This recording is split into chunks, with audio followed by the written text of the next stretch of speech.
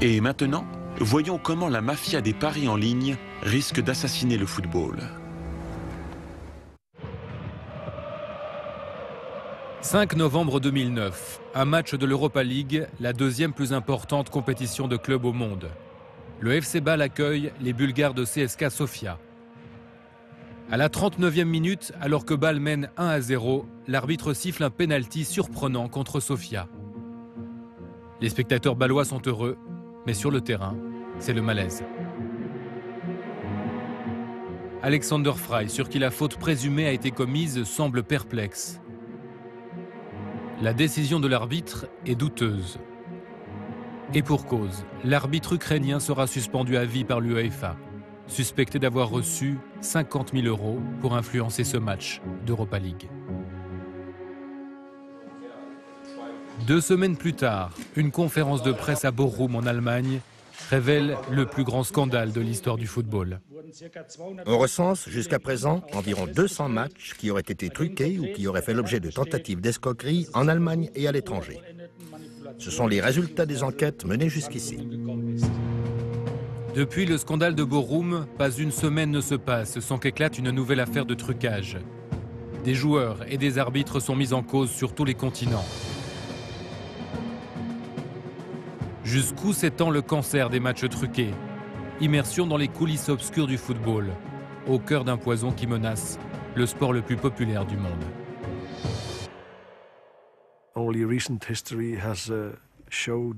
L'histoire récente nous montre qu'on soudoie des arbitres, des gardiens de but, qu'on soudoie des équipes entières, des propriétaires de clubs. Et l'on sait que des présidents ont eux-mêmes truqué des matchs. C'est une triste histoire où le crime interfère avec le sport.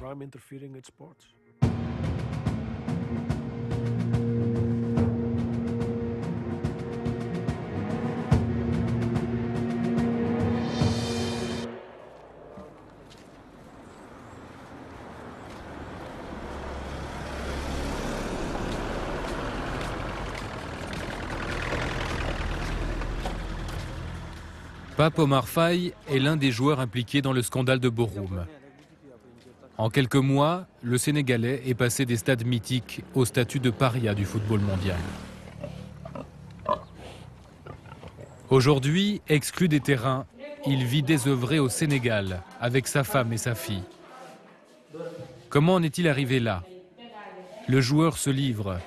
Témoignage rare, il explique pourquoi il a trahi le sport qui lui a tout donné.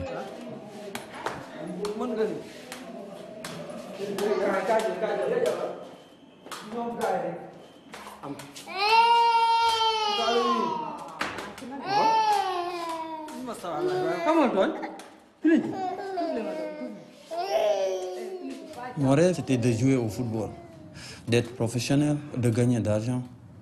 Ouais. Si possible d'aller en Europe, ok. Mais mon rêve, c'était avant de jouer au football.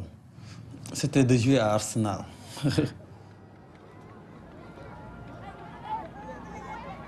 Repéré dans un tournoi de rue de ce quartier, Omar Faye est invité en Suisse pour participer à des stages.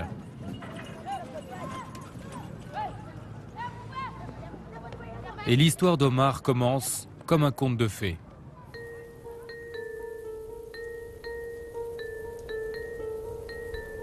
En ce moment, il y avait un truc trop blanc, je ne connaissais même pas avant. C'était la neige. Ouais. Moi, je me croyais que j'étais en paradis. Je suis allé à Tours, j'ai impressionné. Ils voulaient que je reste là-bas avec eux.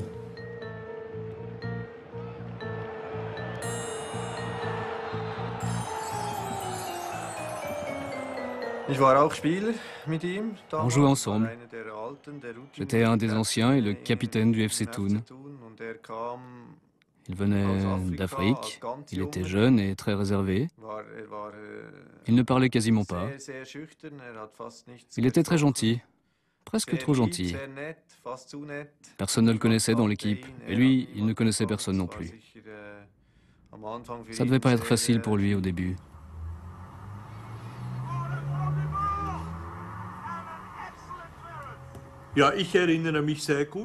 Oui, je me souviens parfaitement. Pour moi, il était comme un enfant. Ce que j'appréciais vraiment chez lui en tant que personne, c'est qu'il avait envie d'apprendre et qu'il était prêt à écouter. Il n'était pas du genre à se prendre pour le plus grand. En fait, au début, c'était un élève modèle. Il a tout fait juste. Pour moi, Werner Gerber, je ne sais pas pour lui, mais pour moi, il était un papa pour moi. Parce qu'il m'a beaucoup aidé. Lorsque je suis arrivé de Thun, j'habitais chez lui. Pape Omar Faye est un footballeur prometteur. Il n'a pas encore 20 ans, mais il s'impose au FC Thun en première division suisse. Tout va bien pour lui. Il joue et il marque des buts. Sur le terrain, il est considéré comme un joueur important. En dehors, loin des vestiaires, il est apprécié pour sa gentillesse. Son rêve, sa vision, c'était qu'un jour il jouerait dans un grand club, un club de niveau mondial, et qu'il trouverait sa place dans l'équipe nationale, que tout le monde parlerait de lui, d'Omar Faye. Omar goûte au paradis. Il va rencontrer son idole et l'équipe dont il a toujours rêvé. Thun est l'invité inattendu de la phase finale de la Champions League. Et à la 87e minute, Omar foule la pelouse du mythique Highbury Park, le stade d'Arsenal.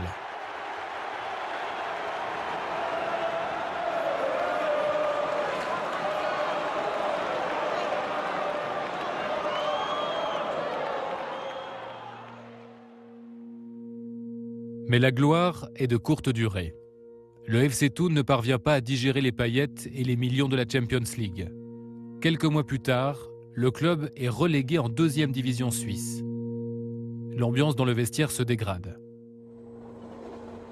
Omar quitte la villa de son protecteur. Il vit désormais dans un modeste logement, à quelques pas du stade. Quand je ne m'entraînais pas, je restais tout le temps à la maison. Ouais, parce que j'avais des... À Thun, j'avais un autre Sénégalais qui était là-bas. Ouais, on restait à la maison, on jouait au PlayStation, des fois on jouait aux cartes. Ouais. Et aussi, on appelait tout le temps la famille, quoi. Ouais. C'était ça, les journées de la Suisse.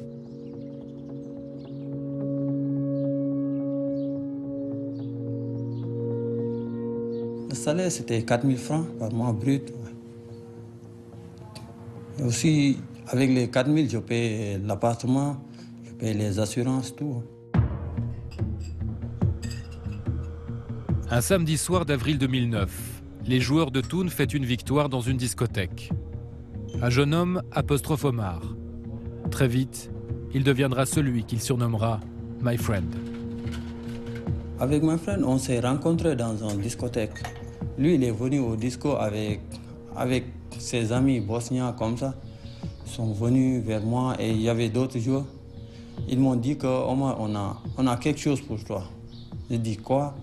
Ils m'ont dit non, ici on ne peut pas parler, donc on va se fixer un rendez-vous. Dans un bar, on va boire un verre. J'ai dit pourquoi pas. My Friend est un jeune Croate de 20 ans qui a grandi à Berne.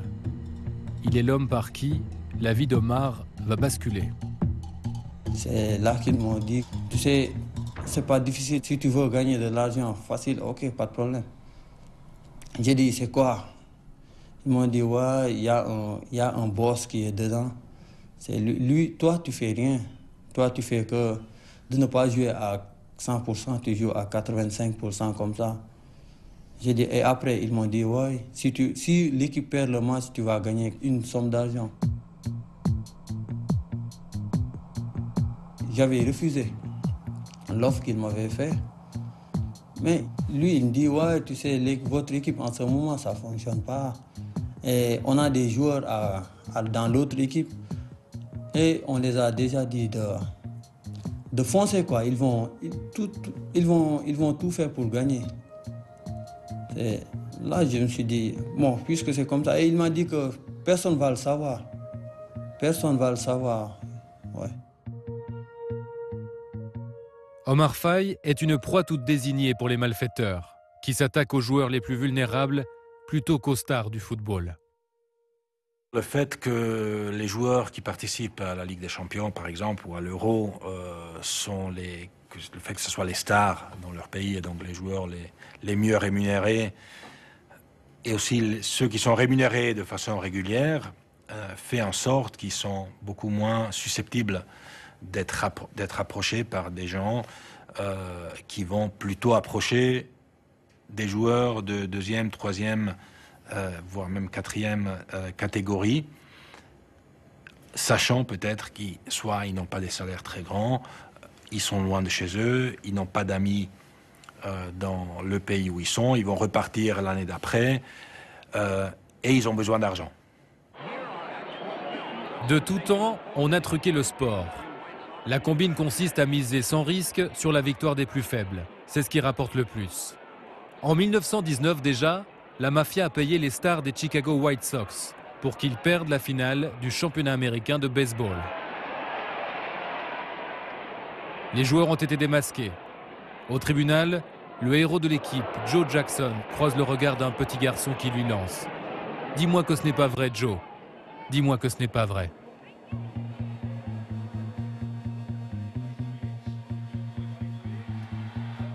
L'augmentation actuelle des affaires de trucage est liée à l'explosion des paris sur Internet. Miser est un jeu d'enfant. Dans le monde, plus de 300 opérateurs privés le proposent. Des bookmakers modernes qui rivalisent d'ingéniosité pour attirer le parieur. Il est facile d'ouvrir un compte, quelques informations personnelles, un peu d'argent viré d'une carte de crédit et le tour est joué. L'Eurofoot, la Champions League et la Coupe du Monde. Mais aussi les championnats locaux du Yémen au Vietnam, en passant par la Série B albanaise, tout est bon. L'offre des paris est quasi infinie. La victoire d'une équipe, le nombre de buts, de corners ou de cartons jaunes, le marqueur ou la minute d'un but. On peut parier avant le match et désormais en direct pendant la partie. Chaque année, des centaines de milliards d'euros sont ainsi joués, la moitié sur la toile, où sans sortir de chez soi, on peut parier partout sur la planète. C'est un phénomène relativement nouveau. Il y a 20 ans, 30 ans, il n'y avait pas du tout ce genre de choses. Et ça se développe dans le sens que les montants qui sont joués sont toujours plus importants. Les possibilités de jouer sont aussi toujours plus importantes. Je crois que si vous allez sur des sites de sociétés de paris en ligne, vous trouvez quasiment à n'importe quel moment un match de foot sur lequel vous pouvez parier, à un endroit, un match qui se déroule à un endroit ou à un autre. On doit prendre acte de cette évolution, mais qui quelque part nous inquiète quand même un peu, parce que quand on multiplie les possibilités de paris sur des rencontres de football, on multiplie aussi les possibilités de gagner de l'argent sur ces paris sur les matchs de football, et quand les enjeux financiers commencent à être importants dans les paris en ligne, il y a évidemment le risque que certaines personnes essaient de pouvoir jouer à coup sûr en truquant des matchs. On peut estimer le revenu mondial des paris sur le sport. Les chiffres vont de 200 à 500 milliards de dollars par an, ce qui est énorme, énorme. À l'échelle planétaire, on évalue le chiffre d'affaires du marché des paris à plus de 2000 milliards d'euros chaque année. L'importance du marché des paris est devenue astronomique. Il existe désormais des sociétés dont la seule activité est de parier en ligne. Voici la société MSPP à Londres, où des traders d'un genre nouveau misent 24 heures sur 24. Ils utilisent un système mis au point par des mathématiciens visant à prévoir le déroulement des matchs au gré des probabilités. Pour ce type d'entreprise, le trucage est l'ennemi juré. Les manipulations faussent toutes les statistiques. Retour à Thun. My Friend s'y rend à nouveau en avril 2009, cette fois-ci avec son boss, Mario C., un Croate qui habite en Allemagne et qu'on surnomme Super Mario. Tous deux sont venus expliquer à Omar comment s'y prendre pour truquer un match. Il y avait un autre joueur de FC Thun qui était avec eux. On est allé dans un restaurant. Il m'a vraiment fait peur parce que, bon, il est venu avec deux gars qui sont aussi costauds. Et aussi la manière dont il parlait, j'avais peur, quoi. Parce qu'une fois, mon frère m'avait dit qu'il avait contacté un des joueurs de Thun. Le joueur, il avait refusé, mais lui, il lui a dit que si tu en parles à quelqu'un, on va te bastonner. Ouais. Donc ça faisait peur. Ouais. My Friend aussi avait peur. Super Mario l'avait mis en garde. Quand tu fais des fautes, tu ne joues pas seulement avec ta vie, mais avec la mienne aussi. Super Mario, nous l'avons rencontré à Nuremberg dans son bar. Hors caméra, il nous a cependant glissé que les menaces n'étaient pas nécessaires. Les joueurs venaient à lui volontairement, attirés par le seul appât du gars. Là, on a accepté, il nous a proposé une somme énorme, quoi. Ouais. Et après... C'était combien, donc? C'était 7 000 €. Ouais.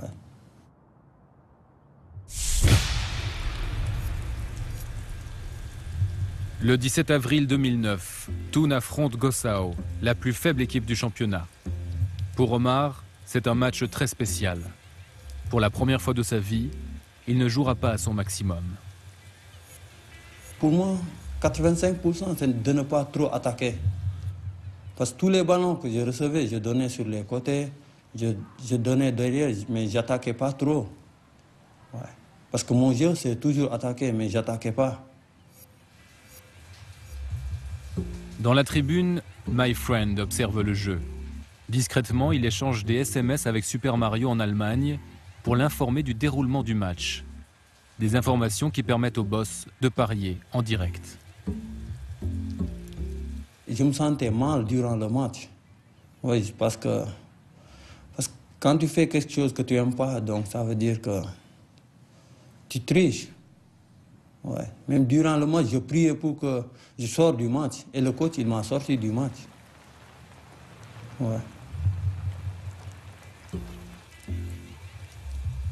La partie est terminée.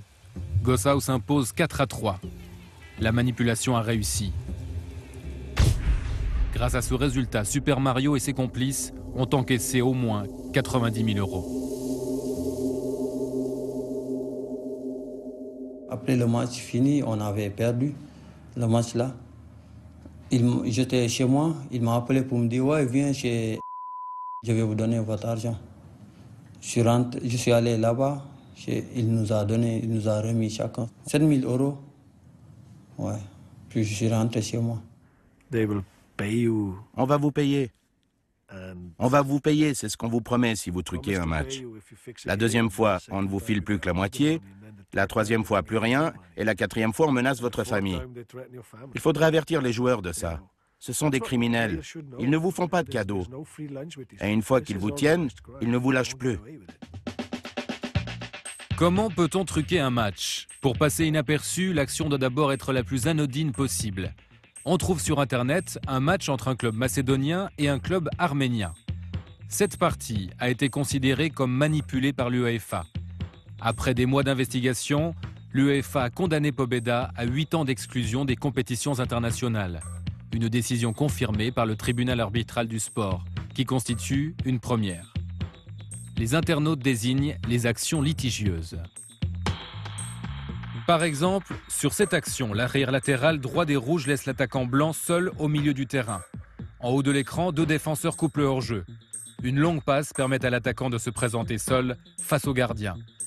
Inattention ou négligence volontaire. Le doute est permis.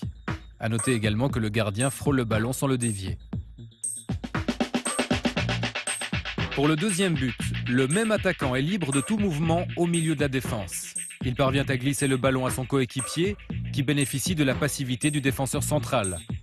Quant au gardien, il manque sa sortie. Sur la troisième réussite suspecte, le ballon revient dans les pieds de l'attaquant, oublié derrière 4 adversaires. Un défenseur coupe le hors-jeu, les Rouges ne réagissent pas, ce qui permet à l'attaquant de centrer pour son coéquipier, totalement essolé. Ces scènes insinuent le doute, sans jamais constituer de preuve irréfutable, car en sport l'erreur est toujours possible. Pour démontrer un trucage, il faut qu'un joueur avoue.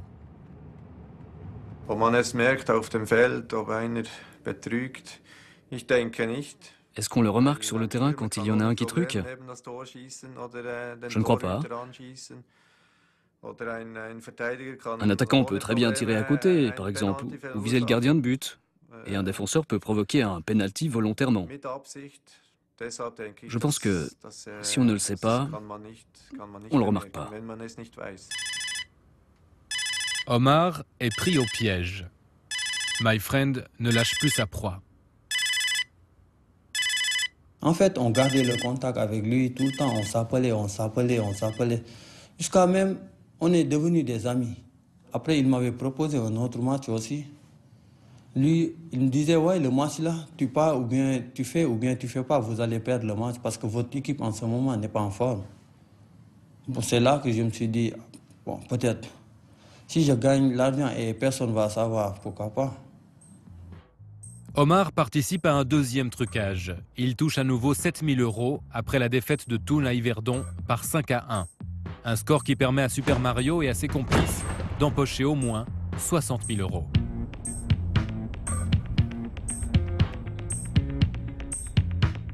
Au même moment, à Bochum en Allemagne, un homme s'apprête à livrer les secrets de son enquête et comment il a découvert le poteau rose.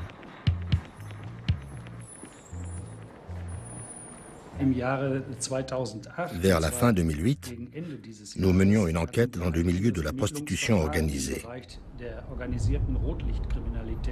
Dans le cadre de nos recherches, nous avons eu des soupçons que les criminels actifs dans ce milieu avaient soudainement acheté des actions d'un club de 2e division belge, puis ils ont essayé d'y transférer des joueurs. À partir de là, nous avons eu des soupçons de manipulation de match.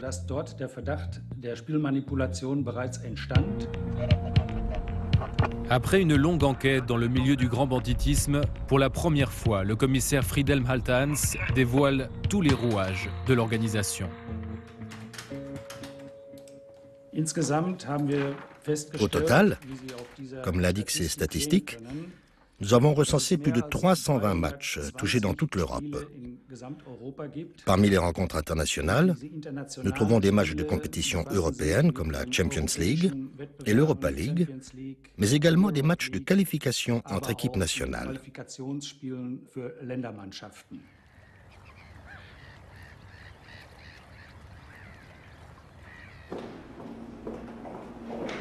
Quand la police allemande nous a alertés, on est tombé de nos chaises. On était surpris de l'amplitude de cette problématique, du fait que ça recouvrait presque 200 matchs dans plusieurs fédérations nationales européennes, mais ce qui montre aussi qu'aucun pays en Europe ne peut dire « ça ne me concerne pas ».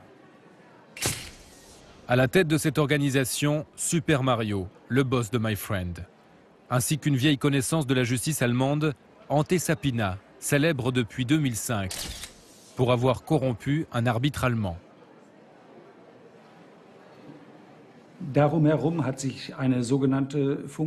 Autour d'eux s'est développée une organisation d'une 50aine de personnes. Celle-ci était active dans une 20aine de pays. Leur rôle était d'entrer en contact avec le niveau inférieur, les personnes qui exécutent. Autrement dit, avec les joueurs, les arbitres et les officiels prêts à participer à des trucages de matchs. Comment l'organisation plaçait-elle ses paris? Voici le schéma reconstitué. Ante Sapina et Super Mario, les cerveaux, sont au centre de l'organisation. Ils sont basés en Allemagne. Ils ont des hommes de confiance dans une quinzaine de pays en Europe. Ces lieutenants sont chargés de corrompre des joueurs et des arbitres. En Suisse, les cerveaux avaient 2 lieutenants. L'un d'eux était My Friend, qui a approché Omar. Super Mario et Ante Sapina sont aussi entourés d'une galaxie de parieurs complices, chargés de miser des petites sommes pour ne pas éveiller l'attention. Ils utilisent Internet, des bureaux de paris ou des tripots clandestins.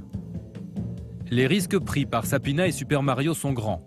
Alors pour les rentabiliser, les 2 cerveaux s'appuient sur des bookmakers complices à Londres, en Hollande et plus loin encore, l'organisation Paris en Asie. Elle utilise 2 des plus gros opérateurs de paris au monde, sans limite au niveau des mises et des gains.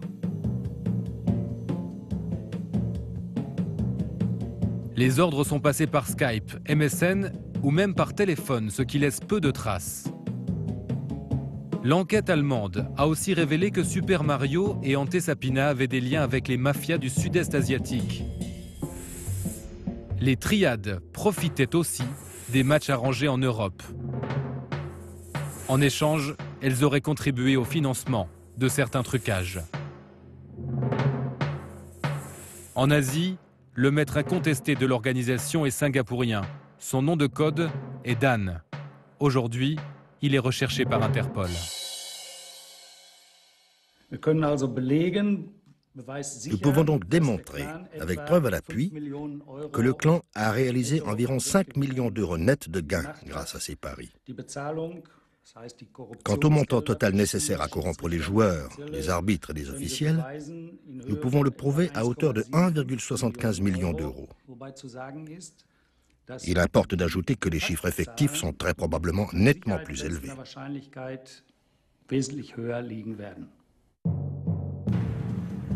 Les truqueurs ont gagné leur pari. Ne reste plus qu'à récupérer les gains. L'opération s'apparente à un vrai jeu de cache-cache planétaire. Les bookmakers versent l'argent à la galaxie des parieurs complices sur les comptes internet ou en cash dans les bureaux. À leur tour, les complices remontent une partie des gains au chef. En Asie aussi, les opérateurs payent les parieurs, mais les sommes sont beaucoup plus importantes. Il y a 3 groupes de bénéficiaires, les triades, les bookmakers complices et enfin les chefs de l'organisation Sapina. L'enquête de Borum a mis en évidence que l'argent transitait de compte en compte, de société en société, de Hong Kong en Europe, en passant par les îles Vierges. C'est en Autriche, souvent à Graz, que l'argent réapparaissait en cash. Il était ensuite convoyé, parfois dans des mallettes, principalement en Allemagne. Une partie de ces billets a servi à payer les lieutenants et les joueurs comme Omar Faye. Ainsi, l'action de football sur le terrain de Gossau a fait le tour de la planète jusqu'à Singapour, d'où on a suivi et téléguidé le geste du joueur. On a pris conscience vraiment que c'est une problématique qui va au-delà de l'aspect purement sportif, qu'il s'agit de criminalité.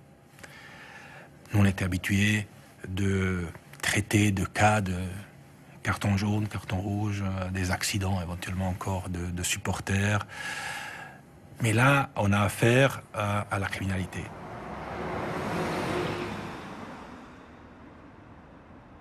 La police a sonné vers 8 h le matin. Ils m'ont dit que c'est pas pour ma fille. J'ai répondu ouais. Ils ont commencé à me poser des questions. Est-ce que tu connais les matchs truqués? Je dis non. Je dis tu sais que tu as cité que tu étais impliqué dans les matchs truqués. C'est vrai ou pas? Je dis oui. Parce que moi aussi, je voulais que tout ça s'arrête. Ouais. Parce que j'étais dedans, le truc là, et j'avais peur que ça se répercute avec ma famille, tout ça. La police suisse arrête aussi My Friend. Interrogé, celui-ci se met à table. Il dénonce Omar et les autres joueurs impliqués. Après l'interrogatoire, Omar se confie à Andrés Gerber, qui est à ce moment-là à la fois capitaine et directeur sportif de Thun. La rencontre a lieu dans le vestiaire. Je me souviens qu'il disait avoir été à la police, qu'il avait parié ou joué contre nous et qu'il avait vraiment mauvaise conscience. Jamais je ne l'aurais cru capable d'une chose pareille. J'étais vraiment déçu. D'un autre côté, je pouvais comprendre, parce que je savais qu'il n'avait pas d'argent. Il venait du Sénégal, sa famille était pauvre. Quelque part, c'est aussi une victime, pas juste un criminel. Mais en tant que coéquipier, la déception était très forte, car j'étais directement affecté. J'aurais préféré gagner les matchs et toucher des primes. Et à cause de lui, l'ambiance dans l'équipe, on a aussi pris un coup.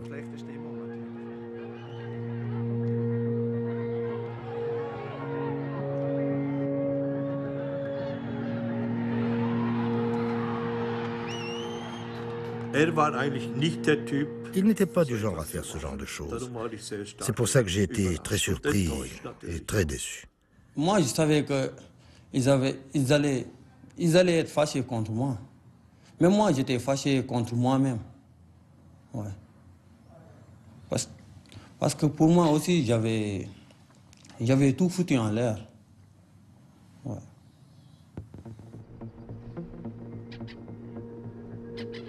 Je suis rentré, mais je ne pouvais pas rester à la maison. Je suis allé à côté de l'eau pour réfléchir à qu'est-ce qui va m'arriver.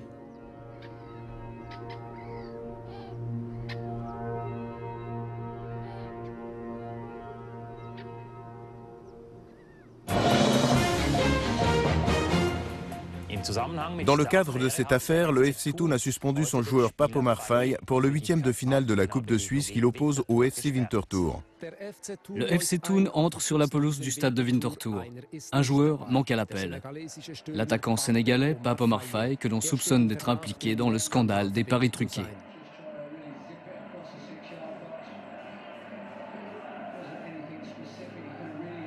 Omar a été licencié par son club.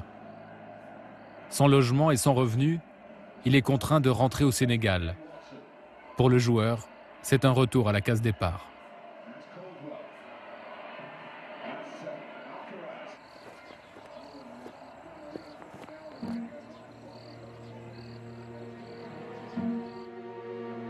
Trois mois plus tard, la sanction sportive tombe. L'association suisse de football sanctionne 9 joueurs impliqués dans l'affaire de Borum. Pape Omar Faye a été suspendu pour une durée indéterminée parce qu'il était impliqué à plusieurs reprises dans le trucage de matchs du FC Thun. Lorsqu'on est les premiers à prendre une décision et que beaucoup d'autres devront faire de même en s'y référant, on se retrouve face à de nombreux problèmes. Nous nous sommes donc référés au cas de dopage en ce qui concerne l'application des peines, parce que nous sommes convaincus qu'au final, le problème est plus ou moins similaire. Dans les deux cas, on truque le résultat d'un événement sportif, que ce soit avec l'aide de substances chimiques interdites ou en ne jouant pas comme on devrait le faire parce qu'on a reçu de l'argent. La sanction est radicale et elle interpelle. Ce que je ne comprends pas, c'est pourquoi un Pape Omar Faye a été sanctionné aussi sévèrement. Ça n'est pas correct. Quelqu'un qui exerce un métier normal, on ne va pas lui interdire de travailler toute sa vie juste parce qu'il a commis une erreur. On ne peut pas l'empêcher de travailler pour 20 ou 30 ans à cause d'une faute. Pape Omar Faye n'a rien appris d'autre. Jouer au football, c'est tout ce qu'il sait faire.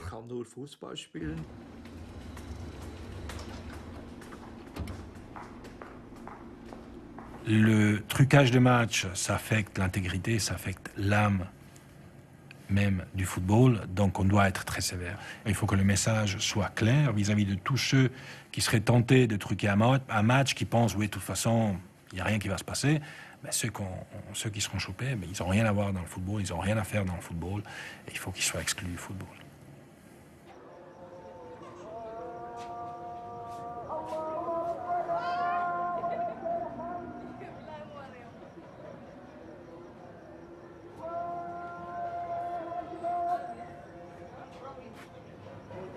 Loin de Suisse, Omar ne s'est pas présenté devant ses juges. Pour lui, la sanction est une surprise. C'est mon frère même qui m'a dit « Omar, tu as vu l'Internet ?» Je dis « Qu'est-ce qui se passe ?» Il me dit « Ouais, ils ont écrit que tu étais suspendu. » Je dis « Ah bon ?»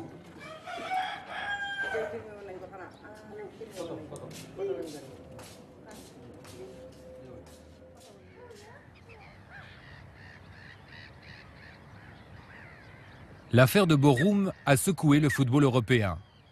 Face à la menace de la criminalité organisée, l'UEFA décide de réagir.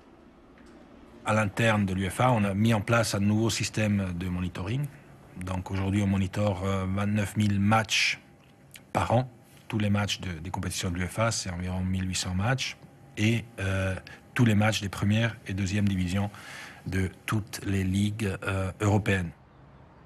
Cette impressionnante œuvre de contrôle planétaire s'effectue discrètement, depuis ici.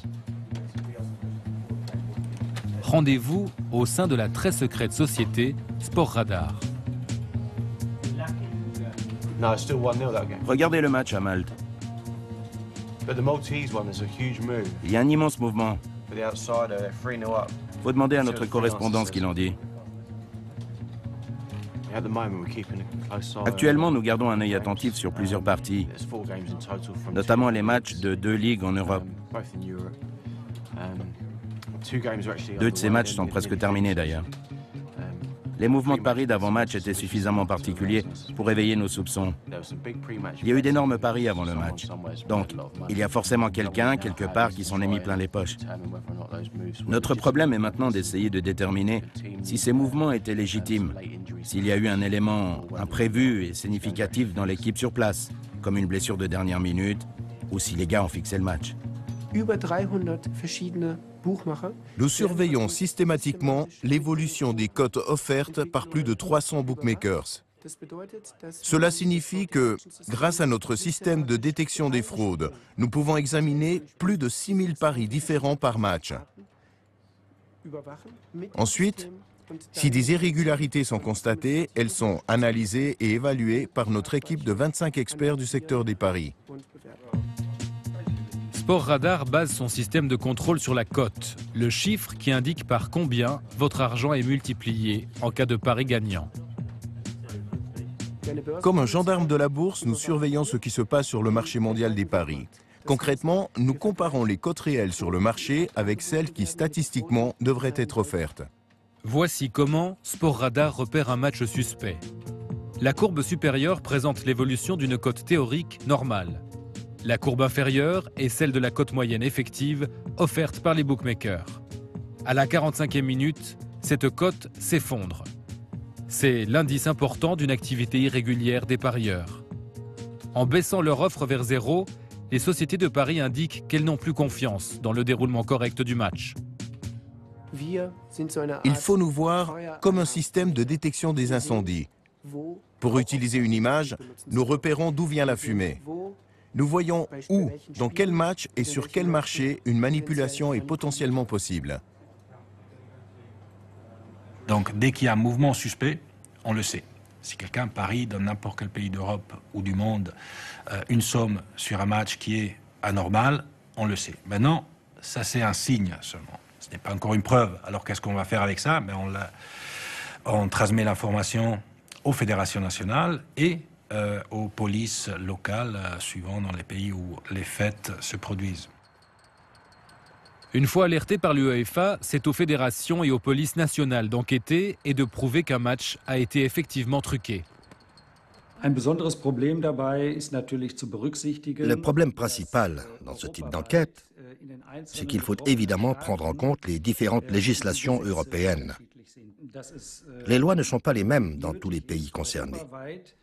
Il est nécessaire et urgent d'harmoniser les lois entre les différents pays d'Europe. Ce n'est qu'en procédant uniformément au niveau de la police et sur le plan juridique qu'on pourra au mieux combattre cette forme de criminalité. Mais là, c'est la politique qui doit intervenir. L'autre défi qui préoccupe est la régulation des paris sportifs. Les sociétés de paris font désormais partie du monde du football. Les plus importantes sponsorisent les plus grands clubs du monde. Certains clubs profitent de relations commerciales avec des sociétés de paris en ligne, qui sont leurs sponsors. Des associations nationales peuvent aussi éventuellement développer ce genre d'activité, même si ce n'est pas forcément ce que nous souhaitons. D'un autre point de vue, le développement des paris en ligne peut aussi ajouter à la notoriété du football, mais de ce point de vue-là, je crois que de toute façon, les compétitions organisées par l'UEFA, chacun les connaît. Toujours est-il que la manne bienvenue des paris complique toute tentative de régulation. Dès lors, quelles règles et quelles autorités pourraient les appliquer? On ne trouve pas normal qu'on puisse parier sans problème en Asie sur un match de deuxième division européenne, mais c'est la réalité. Si le marché mondial des paris devrait être plus réglementé, oui. À mon avis, oui. Mais qui va se charger de le réglementer? Les Nations Unies? Qui d'autre? Qui va aller dire à une entreprise privée à Manille ce qu'elle doit faire? Je ne sais pas. Cela aide, bien sûr, que les bookmakers limitent la possibilité pour les criminels de s'enfuir avec l'argent sans laisser de traces. Cela aide. Mais ne soyons pas naïfs. Ces gars ne parient de toute manière plus en Europe. Ce n'est pas en Europe qu'ils peuvent parier $1 million sur un match de foot, mais en Asie. C'est en Asie qu'on retrouve Omar Faye. Malgré la suspension prononcée en Suisse, le joueur intègre une équipe au Vietnam. Il brille, il marque et ses exploits circulent sur Internet.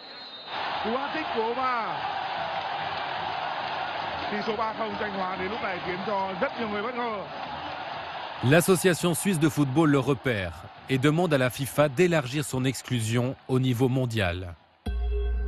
Voici le fax qu'Omar reçoit au Vietnam. Il l'oblige à quitter définitivement les terrains. J'étais même capitaine de l'équipe du Vietnam là. Ils ont essayé de tout faire. Ils ont même écrit une lettre à la FIFA.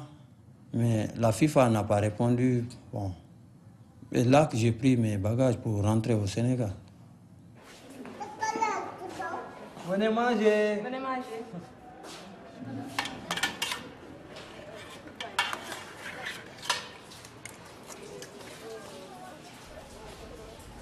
Maintenant, je reste avec la famille. L'après-midi, je pars jouer avec mes amis.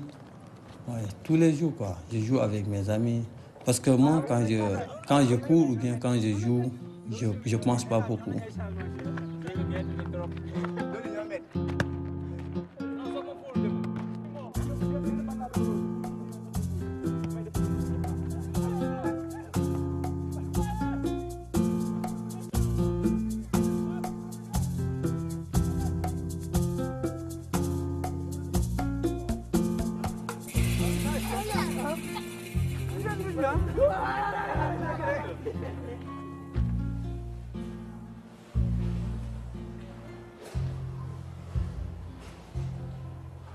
Omar ne veut pas croire qu'il ne pourra plus jamais rejouer. Il espère encore pouvoir déposer un recours auprès de la FIFA. Pour cela, il cherche l'aide d'un avocat en Suisse. Bonjour, monsieur.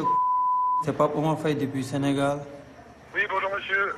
Le président de l'équipe et moi, on avait écrit une lettre à la FIFA, mais ils n'ont pas répondu. Vous avez écrit à la FIFA cette lettre? Oui, une lettre, oui. Est-ce que vous avez payé l'avance des frais? Non, on n'a rien payé à ce moment-là. Lecture de la décision, oui. Vous pourrez avoir des problèmes de délai. Hein. Oui. Problème de délai. Mais c'est quand la délai exact? FIFA, c'est 3 jours. Ah, c'était 3 jours? Parce que même moi, je ne savais pas que le délai c'était 3 jours. Moi, je ne le savais pas. Oui, c'est vrai, c'est écrit dans les règlements de la FIFA. C'est pas sur le document, c'est toujours le même. Ouais, c'est ça, ouais. Ça impliquerait aussi des coûts pour vous. Oui. Il y aurait les frais d'avocat, une procédure au TAS, oui. 20 000 francs suisses, 15 000 francs suisses. Pour une procédure complète. Oui. Puis la procédure devant le tribunal arbitral du sport n'est pas gratuite. Oui. Il faut payer l'avocat, oui. Pour faire vous redéfendre, 15 000 francs suisses. Oui. Et vous payez le tribunal arbitral du sport, oui. qui coûte à peu près le même prix, hein, avec le risque de perdre cet argent si la procédure n'est pas ouverte. Oui.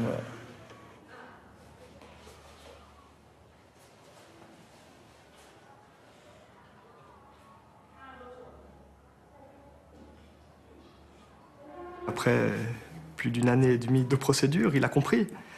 Il a compris cette gravité et il a surtout compris qu'il ne jouerait plus au football. Peut-être qu'il y a une question culturelle à la base de tout ça. Il l'explique assez facilement.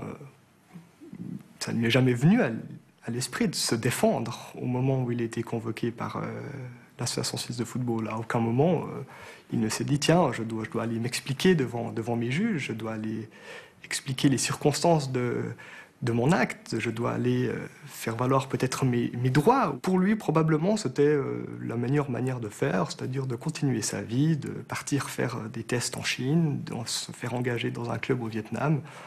Je crois tout simplement que personne n'était là non plus pour lui dire « il faut te défendre, il faut aller t'expliquer ». Et c'est très probablement ce qui explique sa situation actuelle. Les mauvaises nouvelles s'accumulent. À la sanction sportive s'ajoute une condamnation pénale. Le procureur fédéral en charge du volet suisse de l'affaire de Borum prononce sa sentence. Nous allons soutenir l'accusation et nous avons rendu des ordonnances pénales avec la conviction qu'il s'agit là d'escroquerie, pour faire passer le message aux joueurs que ce n'est pas un gentleman's delict, que ce n'est pas juste une broutille, que de truquer un petit match comme ça en deuxième ligne, non, qu'il y a des enjeux qui correspondent à une escroquerie du droit commun. C'est-à-dire quelque chose que tout un chacun sait qu'en principe c'est défendu. Omar est condamné à verser une somme totale de plus de 15 000 francs suisses, somme qui correspond à l'argent reçu de My Friend. Et du côté des instigateurs, le procès se déroule à Borum en 2011, à la barre, Super Mario et Ante Sapina.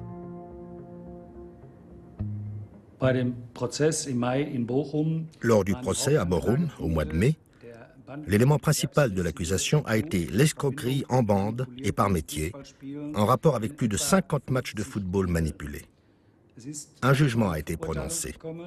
Les deux principaux accusés, Ante S. et Mario C., ont chacun été condamnés à 5 ans et demi de prison. Les deux chefs, libérés sous caution, ont recouru contre le verdict.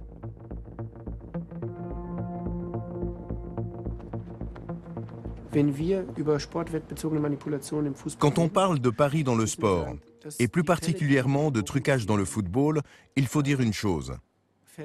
Les cas mis à jour à Borum sont certes des cas classiques, mais au vu des moyens financiers engagés, ils n'entrent pas dans le haut du classement des opérations existantes. Par le travail que nous réalisons quotidiennement pour l'UEFA, nous constatons que les sommes engagées dans le trucage de matchs sont beaucoup plus élevées qu'à Borum.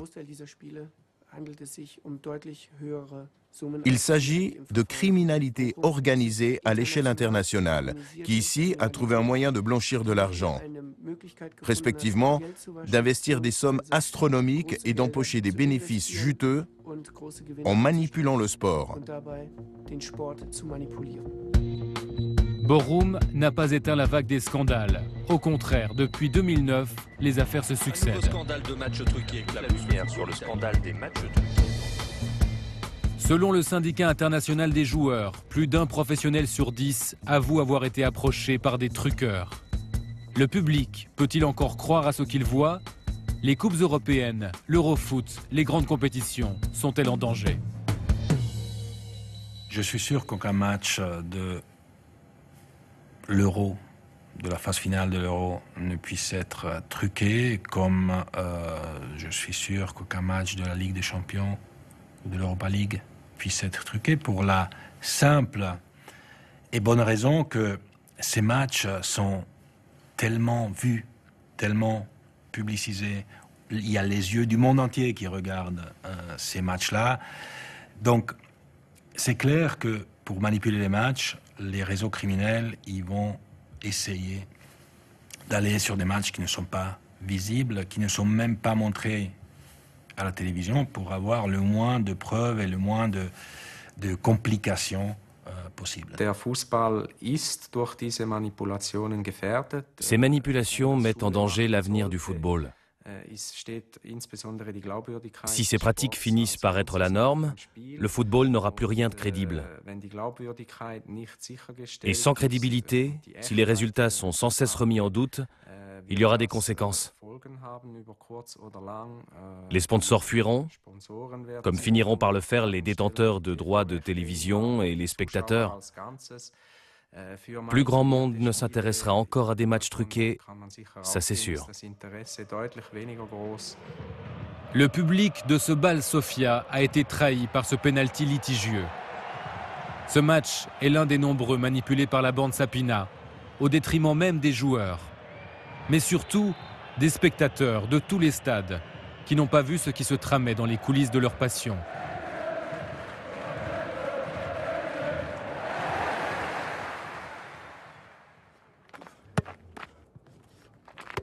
Le cancer des manipulations ronge le foot et il a déjà emporté les plus vulnérables. Moi, je sais que jouer au football. Je ne fais rien d'autre. Toute ma vie, c'est le football. Je ne peux pas m'imaginer que je vais arrêter pour la vie le football. Peut-être c'est de me tuer, quoi.